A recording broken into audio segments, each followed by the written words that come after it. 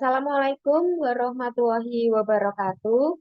Perkenalkan, kami dari kelompok 1 kelas 08125 CGP Angkatan 8 dari Kota Semarang.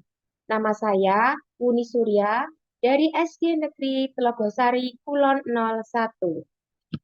Assalamualaikum warahmatullahi wabarakatuh. Perkenalkan, saya Ika Trihesti dari SD Sendang Mulyo 03. Saya Citra Sintarani, SPD dari SD Negeri Sambiroto 02. Kami akan melakukan demonstrasi kontekstual modul 2.3 coaching dalam supervisi akademik. Selamat menyaksikan.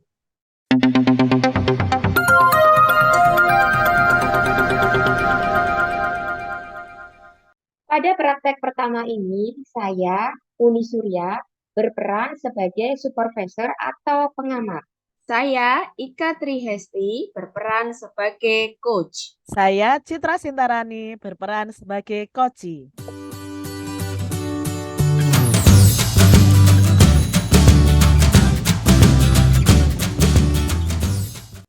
Assalamualaikum Bu Ika.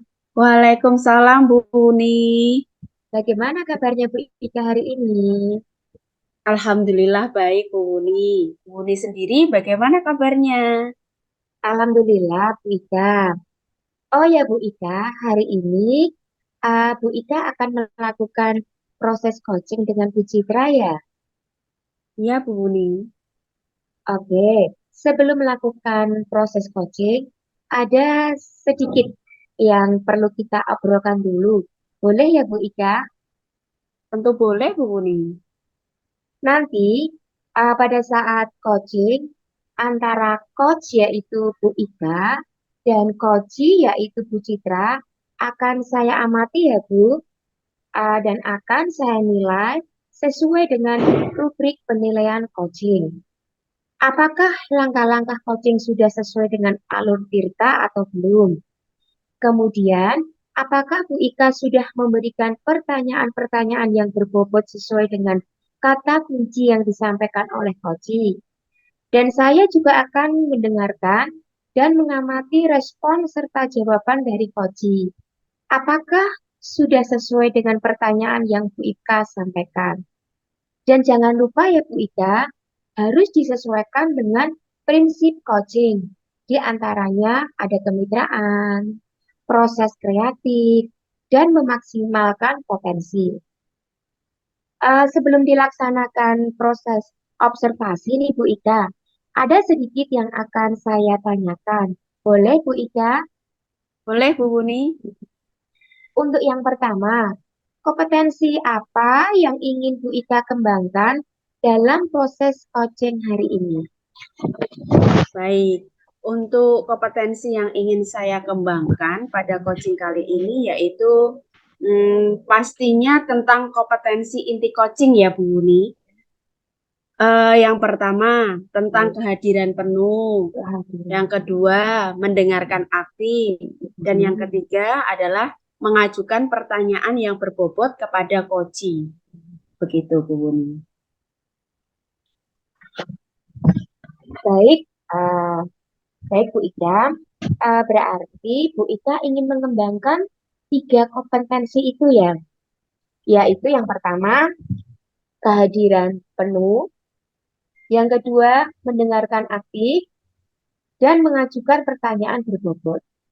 Nah, di antara ketiganya, kira-kira mana yang lebih spesifik yang ingin Bu Ika kembangkan atau ingin Bu Ika observasikan?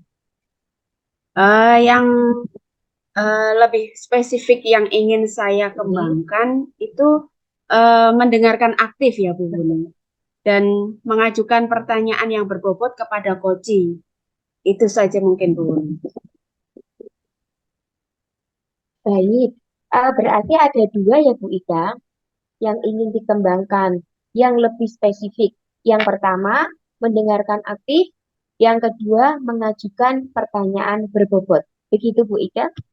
Iya Bu Buni, itu yang ingin saya kembangkan. Nah, kira-kira nih Bu Ika, indikator ketercapaian dan tujuan pengembangan yang ingin eh, Bu Ika inginkan itu yang seperti apa?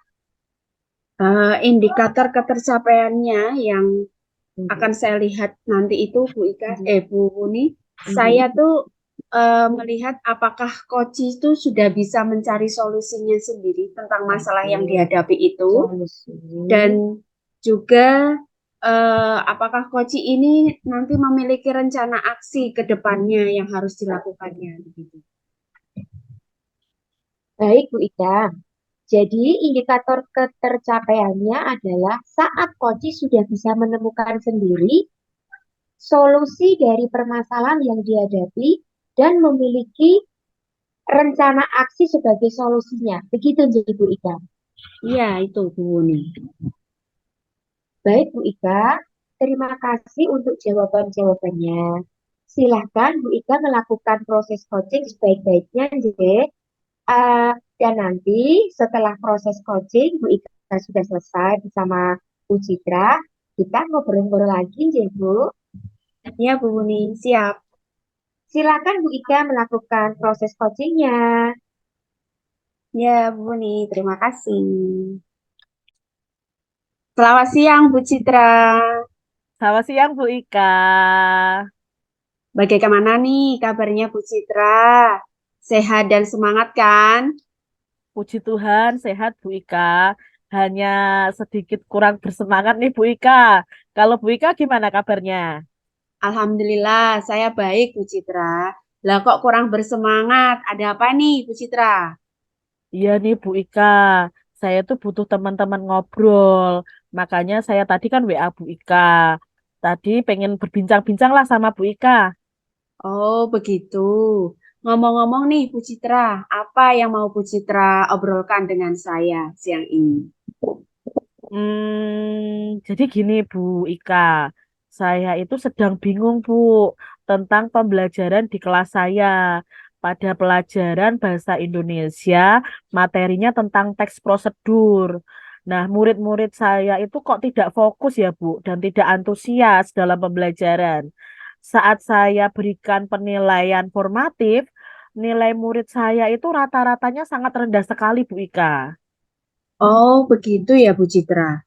Jadi saat ini Bu Citra merasa murid-murid tidak fokus dan antusias saat pembelajaran bahasa Indonesia tentang teks prosedur sehingga nilai mereka jelek begitu ya. Iya Bu Ika, saya kok rasakan itu murid-murid saya itu kurang paham begitu loh mengenai materi teks prosedur ini. Oke, Bu Citra. Karena waktu kita ngobrolnya itu pendek ya, Bu Citra ingin mendapatkan apa nih dari obrolan kita hari ini? Saya itu berharap dengan ngobrol bersama Bu Ika, saya itu bisa mendapatkan solusi. Terus solusi supaya murid-murid saya itu di kelas bisa fokus, terus bisa antusias dalam pelajaran bahasa Indonesia materi teks prosedur ini. Sehingga mereka nanti ketika mendapatkan tugas atau saya beri soal-soal, mereka itu menjawab dengan baik dan nilainya juga lebih baik lagi, Bu Ika. Oke. Berarti mencari solusi ya supaya murid fokus dan antusias pada pelajaran bahasa Indonesia. Begitu ya, Bu Citra? Iya, Bu Ika, supaya murid-murid saya itu paham materi tentang teks prosedur itu. Nah, saat saya mengajar kemarin, itu saya sudah menggunakan PowerPoint yang menjelaskan tentang teks prosedur. Terus saya itu juga sudah memberi contoh-contoh. Tapi saya lihat itu murid saya kok bosan ya, Bu, dan tidak mau memperhatikan begitu. Lah, endingnya saat penilaian, nilai mereka itu malah tidak memuaskan, Bu. Oh, begitu ya. Baik, Bu Citra. Menurut Bu Citra, anak-anak nih yang memahami terus fokus, antusias, dan memahami teks prosedur itu yang seperti apa kalau menurut Bu Citra? Bagaimana ya? Menurut saya, murid yang fokus dan antusias itu yang memperhatikan Bu saat pembelajaran dan ikut berperan aktif nih dalam kegiatan itu Bu. Lalu yang memahami materi itu dengan jelas, misalnya ya harus tahu jenis-jenis teks prosedur dan langkah-langkah membuat teks prosedur, Bu. Oke, jadi begitu ya Bu Citra ya. Kalau idealnya murid yang fokus, yang antusias itu menurut Bu Citra itu seperti apa yang tadi Bu Citra jelaskan itu tadi? Ya itu tadi sih, Bu, yang berperan aktif, fokus, antusias, terus memahami materi dengan baik. Itu sih idealnya seperti itu, Bu. Oke, kalau murid-murid ya ada di level itu yang tadi Bu Citra sampaikan itu levelnya 10 begitu ya. Terus anak-anak yang tidak fokus, tidak antusias, tidak memahami materi itu berarti berada di level 1 begitu ya. Terus menurut Bu Citra nih, murid-murid di kelas Bu Citra itu sekarang berada di level berapa? Kalau saya amati sih, Bu, rata-rata berada di level 5 sih, Bu. Memang ada beberapa murid yang antusias, yang fokus, dan memahami materi teks prosedur. Tapi ada yang sama sekali tidak fokus, tidak antusias, dan akhirnya mereka tidak memahami teks prosedur itu, Bu. Ya, kira-kira berada di level 5 itu sih, Bu. Oke, menurut Bu Citra nih, murid-murid Bu Citra tadi itu yang berada di level 5 ya, untuk memahami, bisa fokus, antusias, dan memahami materi, apakah nanti ada kemungkinan nih Bu Citra, murid-murid Bu Citra itu nanti berada di level 10? Mungkin bisa Bu Ika, untuk memahami materi teks prosedurnya bisa sampai di level 10 Bu. Tapi untuk fokus dan antusiasnya mungkin bisa dinaikkan ke angka 8 dulu mungkin Bu Ika. Karena kan untuk antusias, untuk fokus itu perlu proses ya Bu Ika ya. Hmm, gitu ya Bu. Baik, level 10 untuk pemahaman materi dan level 8 untuk fokus dan antusiasnya ya Bu Citra ya. Nah, Ya. menurut Bu Citra nih, apa sih yang bisa Bu Citra lakukan untuk membantu murid-murid Bu Citra ini di kelas 5 ini supaya berada di level itu dan dalam memahami materi, fokus dan antusias Bu Citra? Nah, itu yang saya bingung, Bu Ika. Apa yang harus saya lakukan? Saya itu sempat terpikir untuk melakukan pembelajaran berdiferensiasi sesuai kebutuhan belajar murid nih, Bu Ika. Seperti yang saya pelajari waktu pendidikan guru penggerak kemarin, Bu Ika. Oh, bagus itu Bu Citra idenya. Sekalian mengimplementasikan kurikulum Merdeka begitu ya. Coba rencana aksinya Bu Citra apa nih? Di awal semester kemarin, saya kan sudah melakukan asesmen diagnostik non-kognitif gaya belajar nih Bu Ika. Saya Ya, sudah menganalisis nih, ternyata di kelas saya itu murid-murid ada yang gaya belajarnya kinestetik, auditori, dan visual. Nah, mungkin saya bisa melakukan pembelajaran tentang teks prosedur ini menggunakan pembelajaran berdiferensiasi konten bisa, proses juga bisa, produk juga bisa, Bu Ika. wah, bagus itu Bu Citra. Lalu bagaimana nih menerapkan pembelajaran berdiferensiasi konten, proses, dan produk ini dalam materi teks prosedur tadi Bu Citra? Mungkin seperti ini ya, Bu, rencana aksi saya. Untuk diferensiasi konten dan proses, saya akan menyiapkan bahan ajar dan aktivitas yang berbeda-beda tentang teks prosedur yang saya sesuaikan dengan gaya belajar murid. Misalnya nih yang kinestetik, saya siapkan beberapa kegiatan untuk membuat makanan dan minuman instan sesuai langkah-langkahnya, Bu. Lalu untuk gaya belajar auditori, bisa saya siapkan lembar bacaan atau bisa juga wawancara mengenai teks prosedur. Sedangkan yang gaya belajarnya visual, saya siapkan video-video tentang teks prosedur begitu, Bu. Nah, setelah itu untuk penilaiannya, Saya kepikiran untuk menugaskan murid-murid membuat teks prosedur itu tentang mungkin membuat makanan atau minuman dengan video, bisa TikTok, mungkin ya YouTube Short begitu Bu, dengan teks juga bisa atau dengan komik begitu Bu Ika. Wah, menarik sekali itu Bu Citra. Nah, menurut Bu Citra nih, apa ukuran keberhasilan rencana aksi ini nanti, Bu? Ukuran keberhasilannya ya murid-murid jadi fokus, Bu. Terus murid-murid jadi antusias dalam pembelajaran.